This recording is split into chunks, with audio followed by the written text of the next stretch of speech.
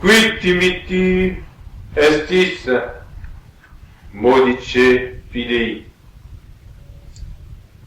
Pourquoi craignez-vous? Pourquoi êtes-vous dans la crainte? Pourquoi avez-vous peur, homme de peu de foi? Ce qui vient dans cet évangile où il nous est rappelé que notre Seigneur Jésus-Christ, montant dans la barque de Pierre sur le lac de Génézareth, s'était endormi et alors une grande tempête s'est levée sur le lac au point que les flots passaient au-dessus de la barque et que la barque commençait à s'enfoncer sous le poids de l'eau. Et que les apôtres, affolés, voyant notre Seigneur dormir tranquillement, sont venus le secouer, le réveiller, pour lui dire « Seigneur, réveillez-vous, nous périssons, sauvez-nous, nous périssons. » Et Jésus leur dit « Pourquoi craignez-vous, hommes de peu de foi ?» Et alors, se levant, il commanda au vent et à la mer, et il se fit une grande tranquillité. Et les hommes qui étaient là se dirent, qui est donc celui-ci, puisque la mer et les vents lui obéissent.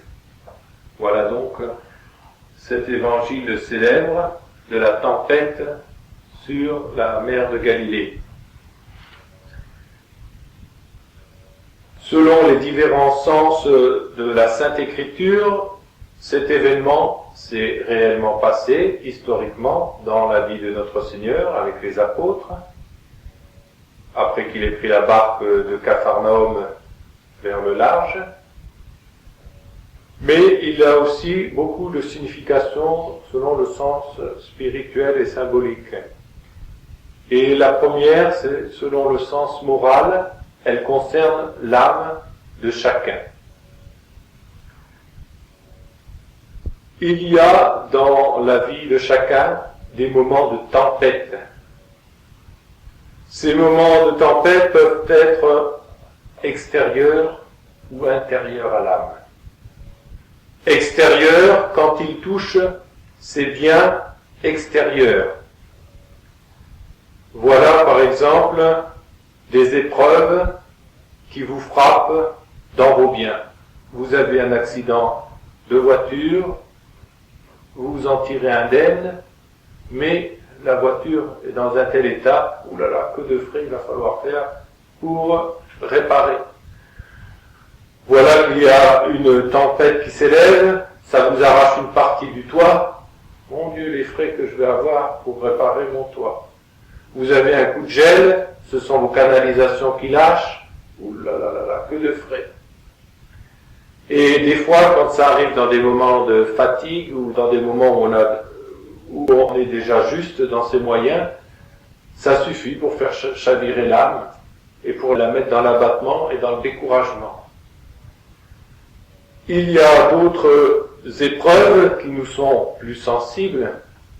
Ce sont les épreuves qui nous touchent intérieurement, et on peut dire dans notre corps. Et parmi ces épreuves, il y a les maladies. La maladie qui nous frappe, les douleurs physiques. Et il y a dans les douleurs physiques des moments de crise aiguë qui sont de véritables tempêtes et qui sont pour nous des épreuves qui dépassent presque nos forces et où on est aussi porté à l'abattement complet. Il y a d'autres épreuves extérieures qui sont très sensibles, c'est celles qui touchent nos proches. Voilà que tel de mes proches est malade, voilà que tel de mes proches est décédé. Et c'est lui qui était mon principal appui. Oh, du coup, je suis déstabilisé. Voilà telle épreuve, je confesse la foi, je ne veux pas me laisser entraîner dans telle immoralité ou dans tel péché contre la confession de la foi, alors j'ai telle tel ami, ou tel gens de ma famille qui se retournent contre moi, et ça se transforme en une véritable tempête, en un véritable acharnement, et je suis pris et je suis à nouveau tout déstabilisé.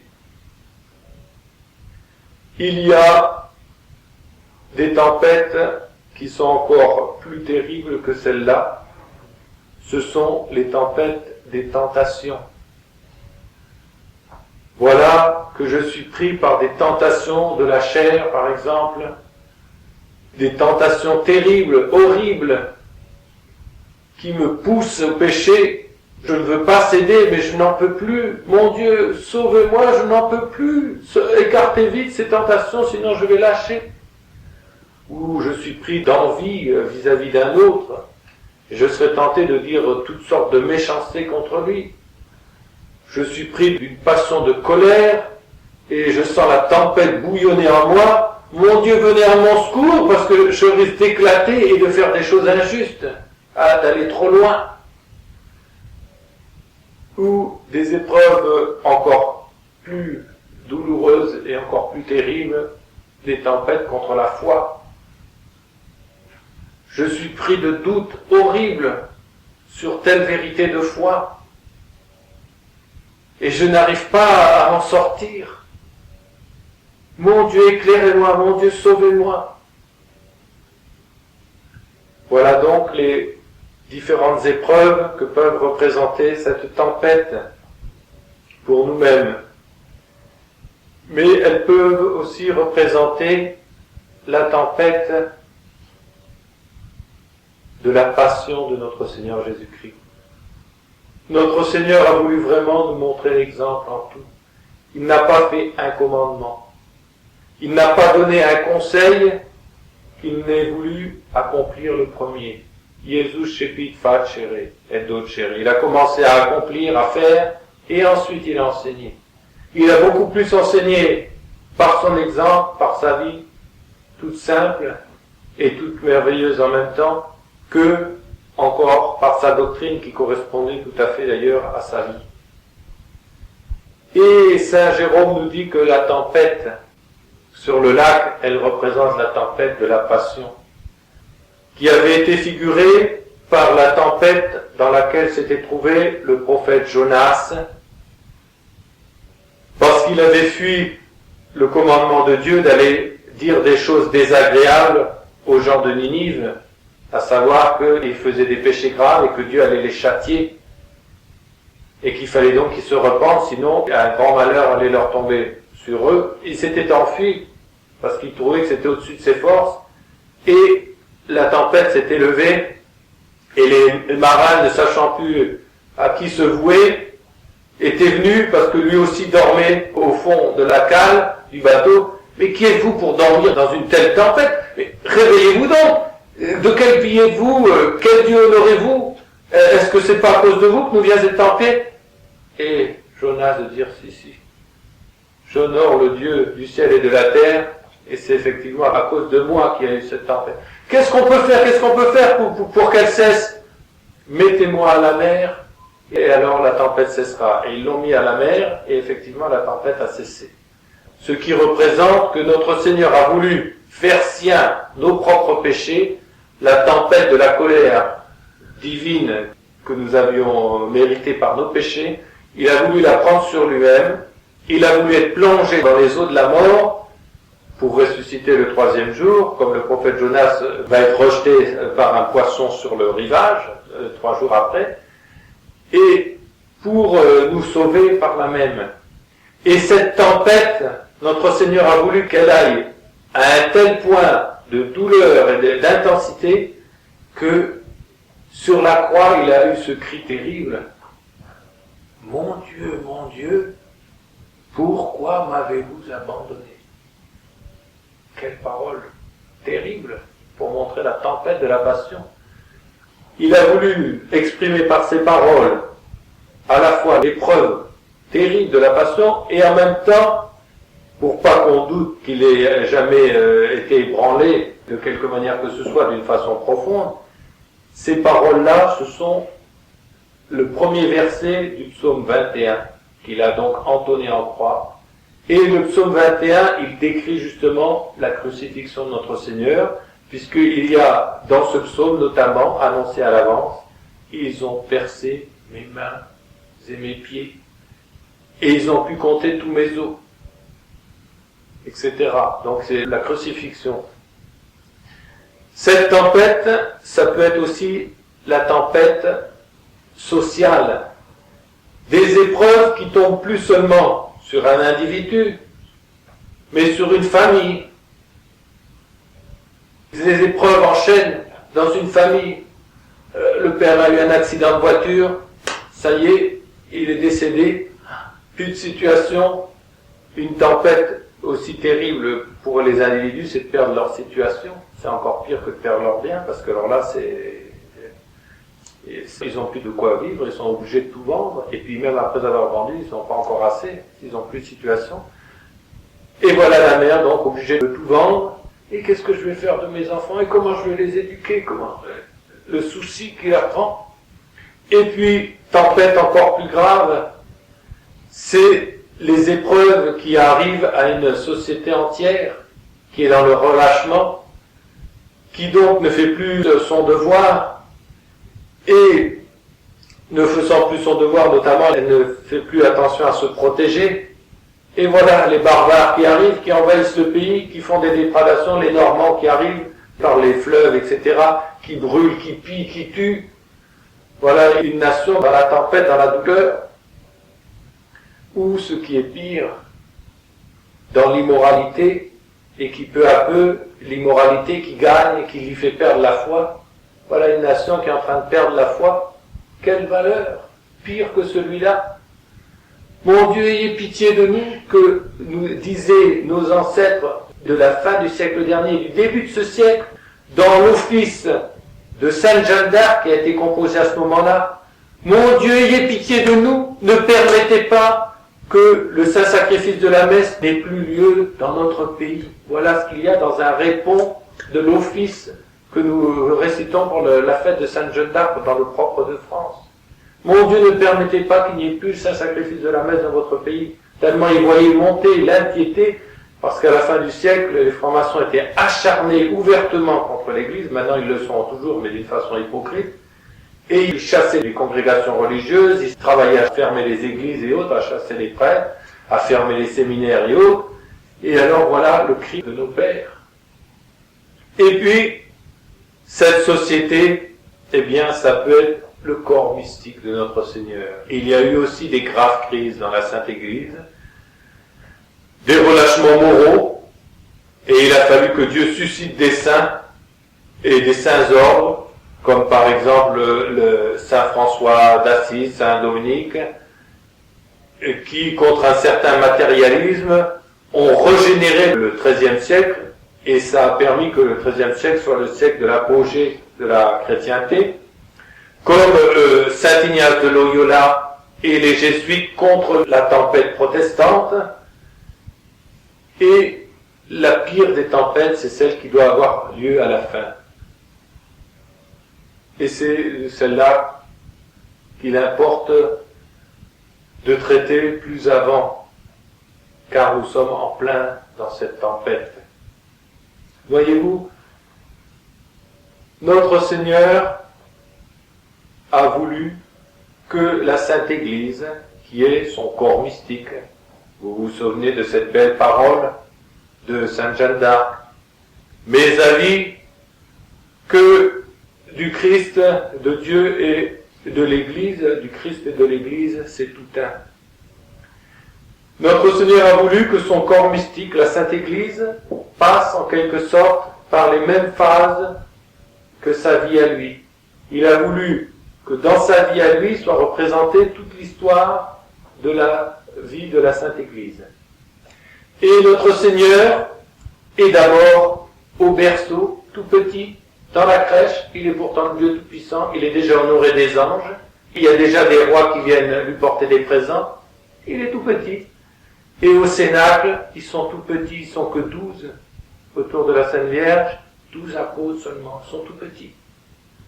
Ils sont déjà honorés avec la Pentecôte, il y a déjà des gens de tous les pays qui commencent à les regarder avec admiration. Et en même temps, notre Seigneur Tout-Puissant est obligé de fuir la rage d'Hérode et de se cacher. Et les apôtres sont obligés de fuir la rage d'un autre Hérode, qui est le fils du précédent, et de s'enfuir quand il a déjà commencé à tuer Saint Jacques, à immoler le premier apôtre, le premier martyr, et qu'il a déjà mis Saint Pierre en prison. Il faut qu'un ange délivre Saint Pierre de la prison, et ils sont obligés de se disperser, de se cacher. Et pendant tous les premiers siècles, les 3 premiers siècles de la Sainte Église, c'est la fuite en Égypte, ils sont obligés de se cacher parce qu'il y a des persécutions de toutes sortes. Et après, notre Seigneur revient à Nazareth, et pendant 30 ans sur 33 ans, mettons les 3 ans qu'il a passés de l'enfance et en Égypte, disons 27 ans sur 33 ans, c'est la plus grande partie de sa vie, où il est resté dans une vie toute humble et toute laborieuse. Et la Sainte Église, pendant tous les siècles, où elle vit d'une façon simple et laborieuse aussi, avec des monastères, avec des religieux, etc., qui mènent une vie simple et autre, et qui font grandir le corps de l'Église, comme notre Seigneur croissait en sagesse et en force, nous dit l'Évangile. Et puis, vient un jour où notre Seigneur, le moment est venu, il quitte Nazareth et il se fait missionnaire. Et pendant 3 ans de vie publique, il va prêcher par tout Israël.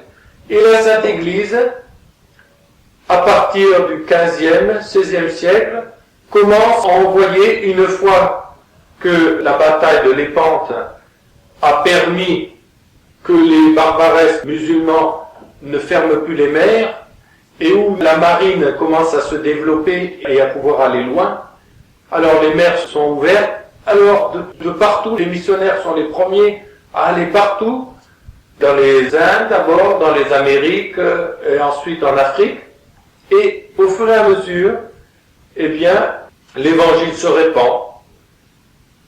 Au 15e, 16e siècle, dans les Amériques, à la même époque, dans les Indes, à nouveau au Japon, ça touche la Chine, puis au XVIIe, ça va jusque l'Indochine, etc. Et puis au XIXe siècle, ça commence à toucher l'Afrique, l'Océanie, l'Australie, et à la fin du XIXe, début du XXe, on arrive au pôle Nord, et puis dans les îles les plus dispersées. Et notre Seigneur, après avoir prêché, eh bien, arrive le moment où il va souffrir, il va passer par sa passion. Et non seulement il va passer par sa passion, mais il va être arrêté comme un malfaiteur, lui qui n'avait fait que du bien. Il va être jugé et condamné à mort, et on va le crucifier en croix, et on va le mettre au tombeau. Et c'est fini, son corps est au tombeau. Est-ce que les portes de l'enfer ont prévalu contre notre Seigneur un seul instant? S'il n'avait pas eu la puissance de ressusciter, on serait tenté de dire oui. Mais comme il était Dieu, et que d'abord il avait annoncé tous les détails de sa passion par les prophètes à l'avance, et qu'il avait annoncé ce corps sera mis au tombeau, mais le 3e jour il ressuscitera, et qu'il est effectivement ressuscité, alors on ne peut pas dire qu'elle a prévalu. Il y a eu comme une défaite apparente, mais notre Seigneur a triomphé d'une façon bien plus éclatante après par la résurrection. Et c'est même après la résurrection que l'évangile s'est répandu de façon efficace et pas avant. Avant, ça s'est répandu légèrement en Israël, mais après ça s'est répandu dans le monde entier. Eh bien, l'Église est en train de revivre la même chose. Il est prédit que 3 signes précéderont la fin, et il y en a 2, les 2 premiers qui sont en quelque sorte contradictoires. Notre Seigneur avait dit, cet évangile sera prêché dans le monde entier, et après viendra la fin. Mais si l'évangile est prêché dans le monde entier, c'est le moment où l'Église est le plus éclatant, puisque c'est là qu'elle se répand. Et effectivement, le pape Pie IX a été obligé de multiplier les évêchés. Il a réenvoyé des évêques à nouveau en Angleterre, qui était fermée par le protestantisme depuis si longtemps.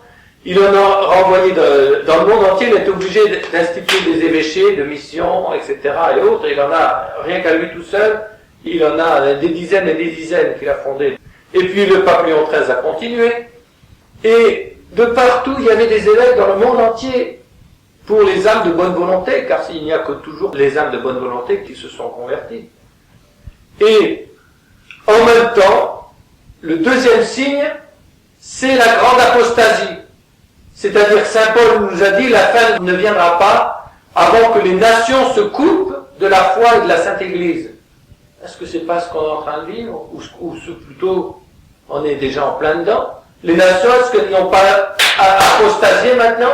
Est-ce qu'elles n'ont pas dit, nous ne voulons plus être catholiques, nous voulons laisser la liberté à tout le monde? Et ça, c'est quoi? C'est le protestantisme, c'est plus le catholicisme. Ce qu'ils appellent la liberté religieuse ou quoi? C'est le protestantisme. Le protestantisme, attention, pas dans son premier mouvement. Parce que le protestantisme, dans son premier mouvement, ça a été la violence.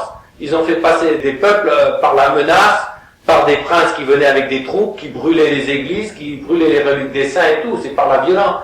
Et comme ils ont vu que les catholiques s'étaient réveillés et puis résistaient, et puis qu'eux avaient le dessous, alors du coup, ils ont crié « Ah, la tolérance, à la tolérance !»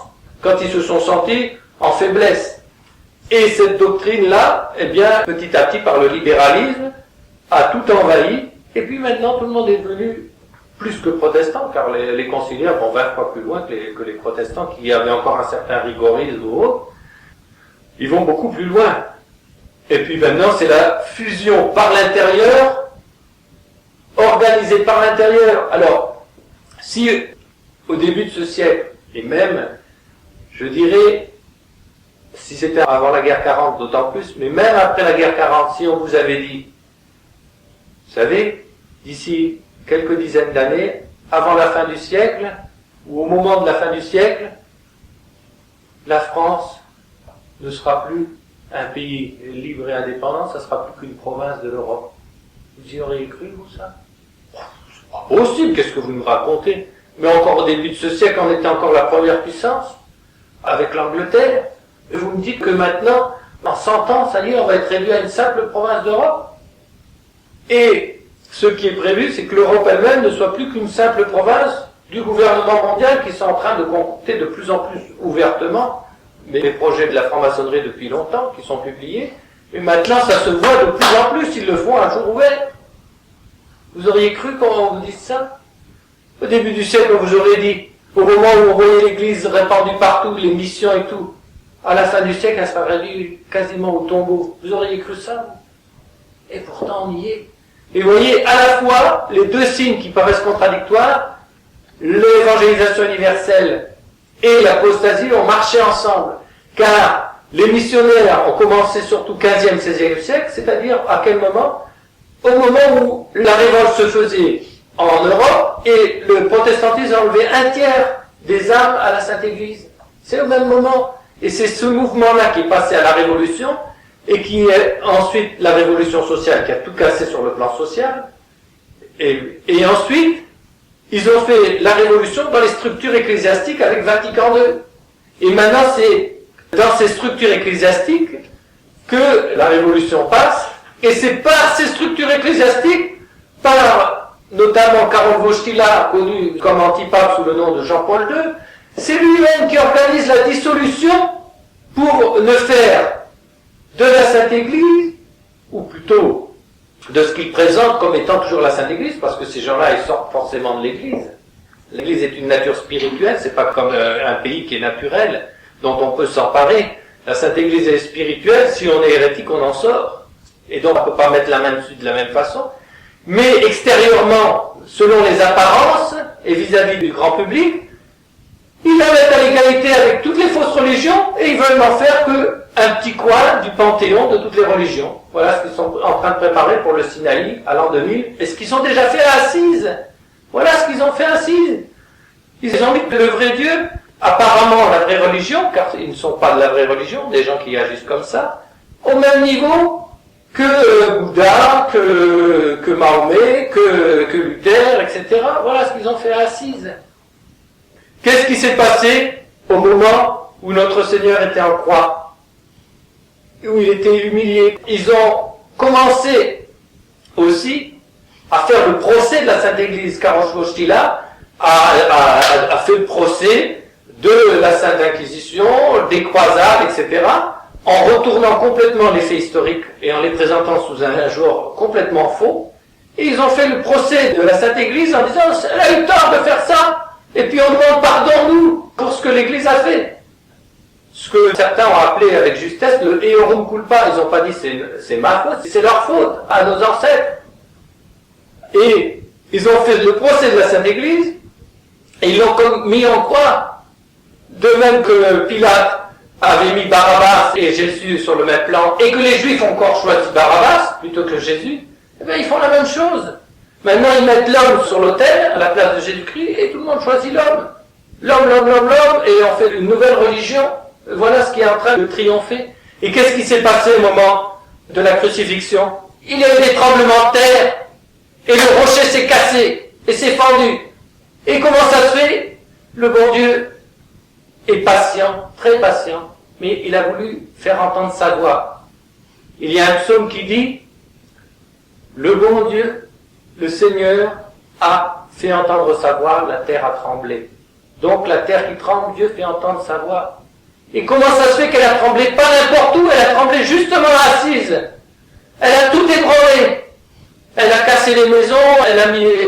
Et l'église même, où ça s'est passé, c'est là qu'elle a été le plus touchée. Ils ont été obligés maintenant de mettre des barres de fer et autres pour la consolider, parce que le bon Dieu a voulu nous montrer par là que par l'événement d'Assise, ils ont ébranlé la foi partout, mais ils ont comme ébranlé l'édifice de l'église militante, mais l'église militante, on ne peut pas la détruire. Donc il a voulu que ça soit montré que c'était ébranlé, et sans plus. Et de même, c'était pas la basilique de Saint-François qui devait être châtiée, c'était simplement pour bien montrer la désapprobation de ce qui s'était fait. Voilà les signes que nous avons eus tout récemment avec ces tremblements de terre, car certains journalistes qui ont plus réfléchi que d'autres, qui se sont adressés à des scientifiques, ont dit ces tremblements de terre, ça dépasse toutes les règles qu'on avait l'habitude. Normalement, il y a un grand coup, puis après il y a des petites répercussions, mais qui sont moindres. Là, il y a eu 3 grands coups, dont 2 l'un après l'autre, aussi fort le deuxième que le premier, ça n'y rien comprendre. Et puis il y en a eu un troisième encore peu de temps après, et puis alors c'est pas quelques petits coups, c'était des 200, et des 300, et des 500 tremblements de terre, des secousses à nouveau à côté. Donc ça défie les règles habituelles. Voilà donc des signes précis, ils sont à la fois très discrets. Quand notre Seigneur, ça a tremblé, les Juifs, vous croyez qu'ils se sont convertis? Qui est-ce qui s'est converti? Le centurion, qui était une âme droite. Ah, il a dit, quand il a vu ça, nous dit l'évangéliste, il a dit, oh, celui-ci était le Fils de Dieu. Mais les autres, vous croyez qu'ils ont changé? Non. Et ceux qui l'avaient crucifié se sont acharnés et ils ont continué à le faire. Voilà donc ce que nous sommes en train de vivre. Et après, ils ont mis le corps de notre Seigneur au tombeau. Et l'église, elle est comme mise au tombeau, actuellement. Du moins, le corps de l'église militante, bien entendu. Et de même qu'ils n'ont pas pu toucher à l'âme de notre Seigneur, de même, ils ne peuvent pas toucher à l'âme de la Sainte Église.